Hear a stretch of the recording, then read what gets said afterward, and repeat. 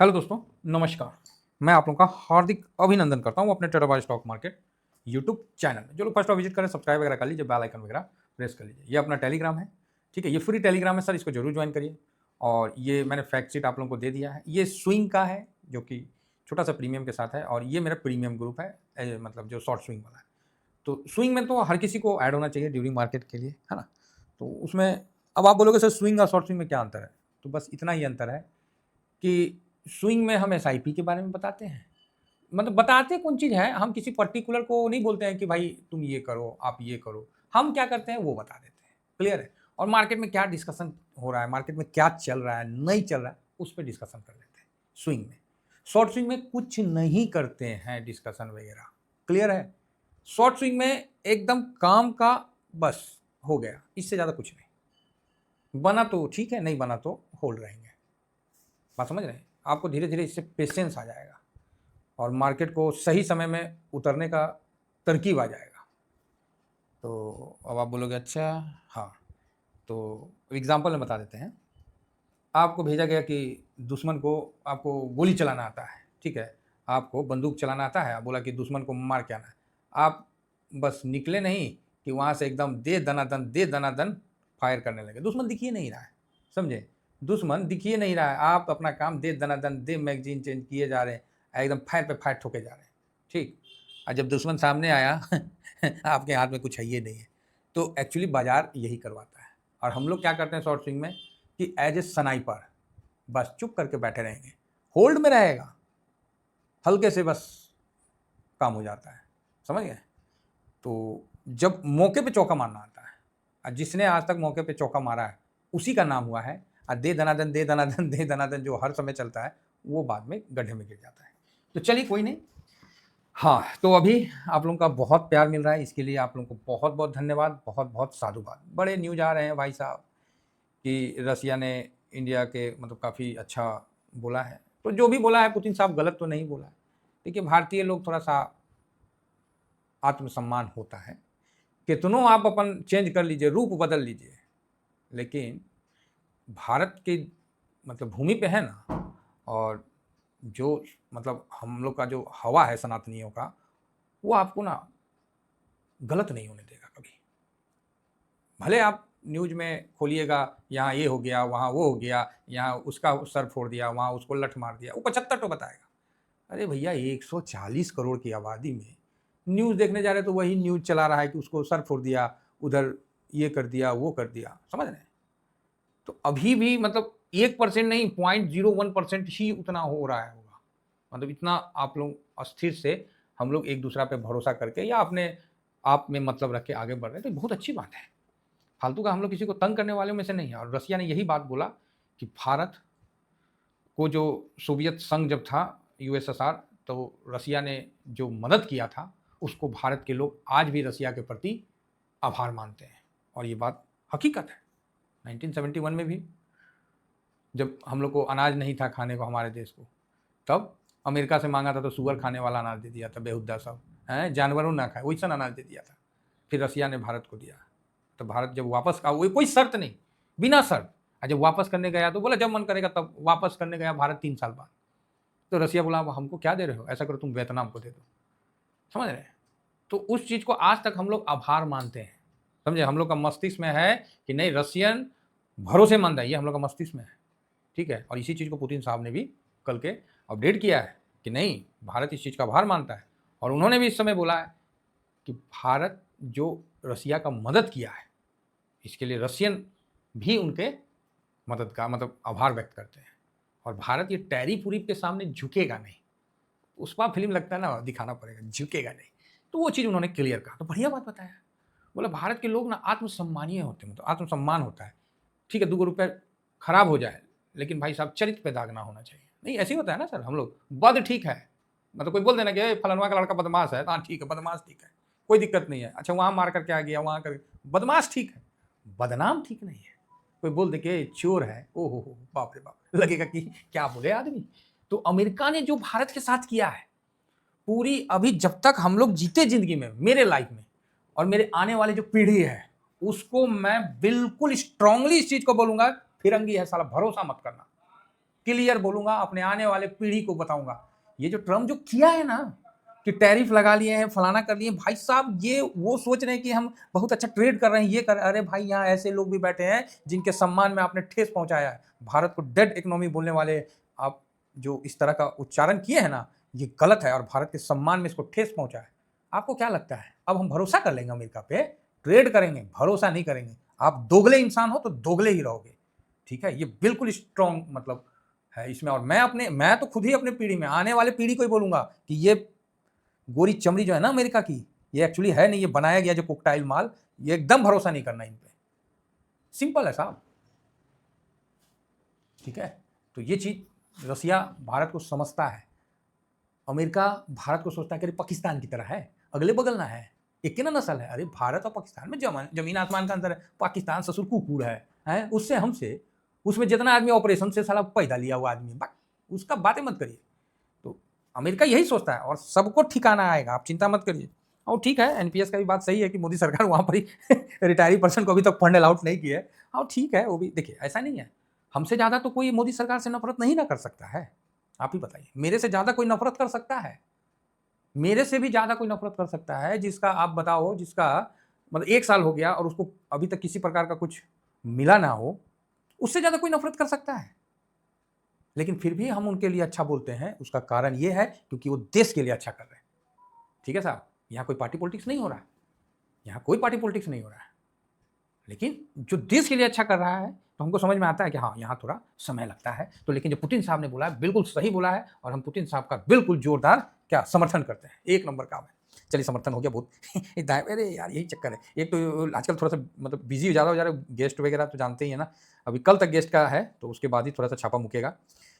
चलिए चलिए चलिए, शुरू करिए, चालू करते हैं। तो आइए निफ्टी नेक्स्ट 50, निफ्टी नेक्स्ट 50 कौन चीज़ है जी? तो निफ्टी 50 हो गया और उसके बाद जो 50 कंपनी हो गया वो नेक्स्ट 50 हो गया।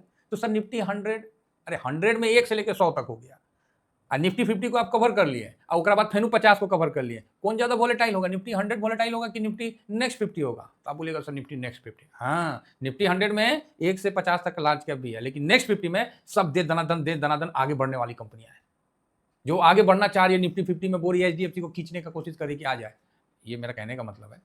तो ये चीज़ है। तो निफ्टी ये क्या है, अगस्त और ये सितंबर, ठीक है सर। तो इसका पीई देखिए, जो सितंबर की शुरुआत अक्टूबर की शुरुआत हुई है तो ये अगस्त का था, ये सितंबर का है, अब अक्टूबर का जो चल रहा है। तो यहाँ पर ये ठीक है, सेम पे शुरुआत किया है, कोई दिक्कत नहीं है। अब आ जाइए थोड़ा सा इसका जो स्टॉक है डस्ट हो, इसमें भी एक बार देख लें।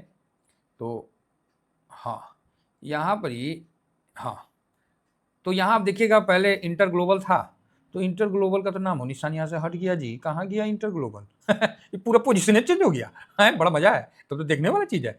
चलो, हिंदुस्तान एरोनेटिक है, तो यहाँ देखिए हिंदुस्तान एरोनेटिक का तो ठीक है, यहाँ पोजीशन बढ़ाया, तो डिफेंस बराबर मजबूत। टीवीएस 3.39 से टीवीएस को मजबूत किया, मतलब टू व्हीलर टनाटान। वेदांता मेटल बहुत बढ़िया। डेविस लैब कहाँ गया, 3.43 था तो यहाँ कम किया है, ये भी ध्यान रखिए। फार्मा में फिर ब्रिटानिया इंडस्ट्री, क्या है जी, हाँ ब्रिटानिया 3.03 को 3.12, ब्रिटानिया भी उसमें आता है, ALPL 38 है, उसका भी एक बार एनालिसिस करेंगे, काफ़ी दिन हो गया। चोलामंडल है ना जी, हाँ Cholamandalam investing and financial company limited, इधर तो नहीं है।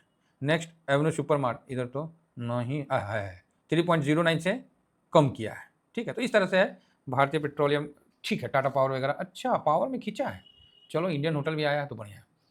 तो ये स्टॉक है जिसमें काफ़ी उलटफेर हुआ है। अब आ जाइए सेक्टर में, कितना सेक्टर आता है, पहला क्वेश्चन, कितना सेक्टर आता है? तो आप बोलिएगा कि सर इसका तो 14 को आता है। तो हाँ, 1 2 3 4 5 6 7 8 9 10 11 12 13 14 15 था अगस्त में। सितंबर में 1 2 3 4 5 6 7 8 9 10 12 13 14, एगो सेक्टर उड़ा दिया, खटा जाओ, नहीं रखेगा। कौन सा सेक्टर उड़ाया है वो देखना पड़ेगा, बहुत मतलब बवाल ETF है, इसमें तो बड़ा पेशेंस के साथ काम करना पड़ता है, ठीक है। इस चीज़ को समझ के चलिए। निफ्टी नेक्स्ट 50 में क्या दिखा रहा है, चलिए कोई बात नहीं, दिखाने दीजिए जी, ये आ गया। तो यहाँ पर ही एक मिनट लिख देते हैं, नेक्स्ट 50 ये है सितंबर, आपको अक्टूबर में क्या करना है, और ये है अगस्त, ठीक है साहब, अगस्त। तो अब आते हैं फाइनेंशियल सर्विस, बढ़ा है 19.63 20 हो गया। कैपिटल गुड्स 7.94 से कैपिटल गुड्स खटाक से 10.94, इसी में HL वगैरह सब इसी के अंदर है, ठीक है, BL। Next fast moving consumer goods, इसमें ठाक से कम किया, देख रहे हैं इसमें मतलब 14 सेक्टर 50 शेयर पूरी तरह से उठा पटक तनी मनी नहीं, पूरी तरह से। पावर में 8.46 से, भाई साहब पावर को ध्यान रखना पड़ेगा, ये भी भाई है। ऑटोमोबाइल में 8.28 से, तो ऑटोमोबाइल भी ठीक है, लेकिन पावर ज़्यादा ठीक लग रहा है। ऑटो में तो एक बन गया है तेजी, तो कोई बात नहीं, अब तो एक बार प्रॉफिट बुकिंग होगा फिर थोड़ा सा नीचे आएगा। तो कंज्यूमर सर्विस, हाँ कंज्यूमर सर्विस था क्या इसमें, हाँ था, कंज्यूमर सर्विस 9.05 से घटा के 7.94 कर दिया कंज्यूमर सर्विस को। ऑयल एंड गैस में भी बढ़ोतरी किया है, बहुत बढ़िया। मेटल एंड माइनिंग में 4.69, ओहो गजब, 6.16 किया है, तो सबसे ज्यादा मेटल में इसमें भागा है, पोजीशन बढ़ा है। हेल्थ केयर में 6.13 से कम किया है, चलो ठीक है, थोड़ा बहुत कम किया है। केमिकल में 2.0, भाई साहब केमिकल स्टॉक में ना अभी दमदार तेजी देखने को मिल सकता है, क्योंकि इस इंडेक्स में केमिकल में पोजीशन बढ़ाया गया है। रियलिटी 3.56 से वो कम किया गया है। कंस्ट्रक्शन मटेरियल ये भी कम किया गया। IT 2.10 से इक्वल रखा गया है, और कंज्यूमर ड्यूरेबल में 1.76 से माइनस किया गया, तो IT को इक्वल रखा गया है। 50 में 500 में निगेटिव था, निफ्टी नेक्स्ट 50 में ये चीज़ सामने। तो यहाँ एक चीज़ तो सामने निकल के आया कि फाइनेंस यहाँ भी पोजीशन बढ़ा है, लेकिन ज़्यादा पोजीशन कैपिटल गुड्स में बढ़ाया है, जो कि 7.94 से सीधा 10.90, तो कैपिटल गुड्स में पोजीशन होना चाहिए। तो हम लोग का कैपिटल गुड्स बोल के पर्टिकुलर तो नहीं है कोई ETF, लेकिन कैपिटल गुड्स में जो जो होता है जिसमें स्टॉक आता है वो उसको हम कवर करते हैं। और दूसरा मेटल में भी अच्छा भागा है ना, मेटल में भी बढ़िया मतलब हुआ है, और साथ में पावर में तो ठीक ही रहा है, अच्छा है, लेकिन मेटल में भी 4.69 से मेटल में आपको 6 पॉइंट कहाँ गया, हाँ 6.16 किया, तो ये भी अच्छा है, ठीक है। कुल मिला के अच्छा मतलब इसमें देखने को मिला है। IT में इसमें साइडवेज किया है। अब आइए, जो हम लोग निफ्टी नेक्स्ट 50 को किस ETF से कवर करते हैं, तो वो जूनियर 20 से करते हैं। किससे करते हैं, जूनियर 20, बहुत अच्छा है, अच्छा वॉल्यूम वैल्यू सब आपको मिलेगा, किसी चीज़ की कोई कमी नहीं देखने को मिलेगी। निफ्टी 50 से अच्छा रिटर्न देता है, गिरने में भी निफ्टी 50 से बहुत शानदार गिरता है, तो ये सब के लिए आप चिंता नहीं करिए, एकदम बेफिक्र होकर इसका आनंद लीजिए। और अगर ये चल गया तब तो बहुत बढ़िया है, और नहीं चला तो निफ्टी 50 से ज़्यादा गिरेगा। फिलहाल देख लेते हैं एक साल में अभी भी 8.5% गिरा हुआ है, तो ये भी घूम रहा है, ये बड़ा मूवमेंट देता है, ठीक है। निफ्टी 50 अगर 10% का मूवमेंट करेगा तो ये वहाँ पर ही 15 मार देगा, ये बड़ा मूवमेंट देता है, क्योंकि निफ्टी 50 में टोटल स्ट्रॉन्ग लार्ज और काफ़ी मतलब शेयर होते हैं। नेक्स्ट 50 में निफ्टी 50 से कम मतलब, हाँ ये आ गया ना, हाँ निफ्टी 50 से कम मार्केट कैप वाले शेयर होते हैं, तो वॉलेटाइल ज़्यादा होता है।